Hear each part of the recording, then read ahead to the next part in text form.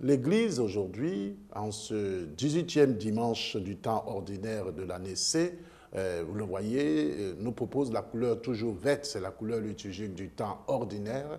Et pour ceux qui utilisent le bréviaire, nous sommes à la deuxième semaine.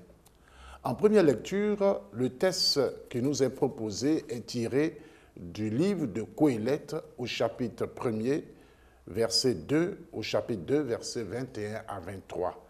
Le psaume, c'est le psaume 89. D'âge en âge, Seigneur, tu as été notre refuge.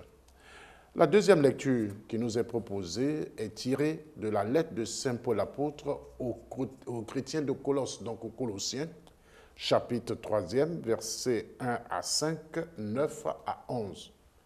L'évangile que je vais vous lire maintenant aussi est tiré de l'évangile selon Saint Luc au chapitre 12, versets 13 à 21. Mais avant d'entrer dans vraiment notre temps d'antenne, il nous faut toujours, et cela je vous l'ai conseillé chaque fois que nous nous retrouvons, avant toute activité, il faut prier Dieu. Il faut nous mettre en présence du Seigneur. Et c'est maintenant cette démarche-là que nous allons faire. Si vous êtes dans votre chambre, adoptez une attitude adéquate. Si vous êtes au salon, voilà, c'est un temps de rencontre avec Dieu, il faudrait vous préparer.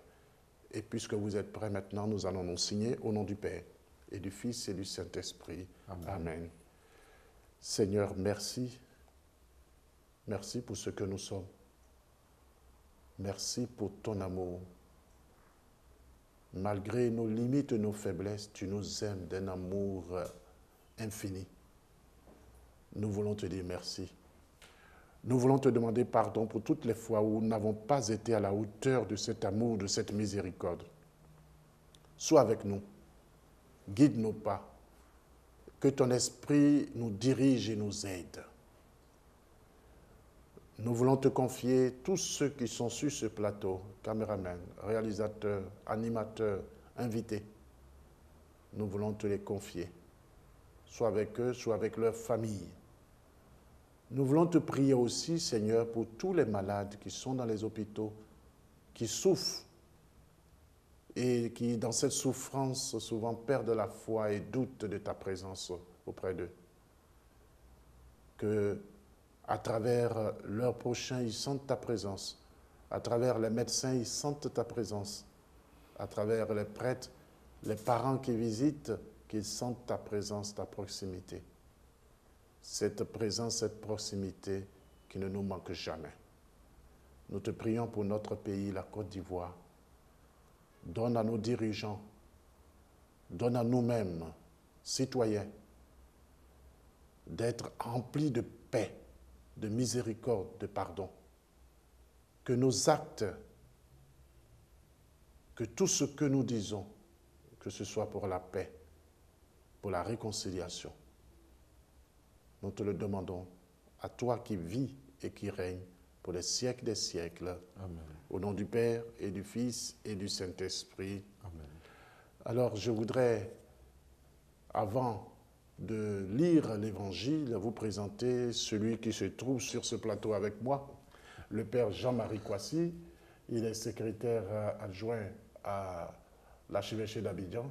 Il a bien voulu, malgré son programme chargé, être avec nous pour partager la parole de Dieu. Merci Père. Merci, Père. Ensemble, nous allons écouter cet évangile qui, je le disais tantôt, est tiré de l'évangile selon Saint Luc au chapitre 12, versets 13 à 21. Et je lis, « En ce temps-là, du milieu de la foule, quelqu'un demanda à Jésus, « Maître, dis à mon frère de partager avec moi notre héritage. » Jésus lui répondit, « Homme, qui donc m'a établi pour être votre juge ou l'arbitre de vos partages ?»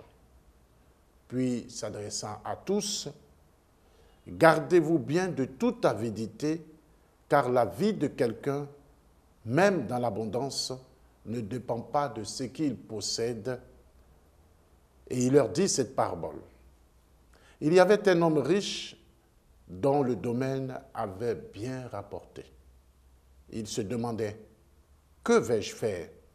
Car je n'ai pas de place pour mettre ma récolte. » Puis il s'est dit, voici ce que je vais faire. Je vais démolir mes greniers. J'en construirai de plus grands et j'y mettrai tout mon blé et tous mes biens. Alors, je me dirai à moi-même, te voilà donc avec de nombreux biens à ta disposition pour de nombreuses années. Repose-toi, mange, bois, jouis de l'existence. Mais Dieu lui dit, tu es fou. Cette nuit même, on va te redemander ta vie. Et ce que tu auras accumulé, qui l'aura?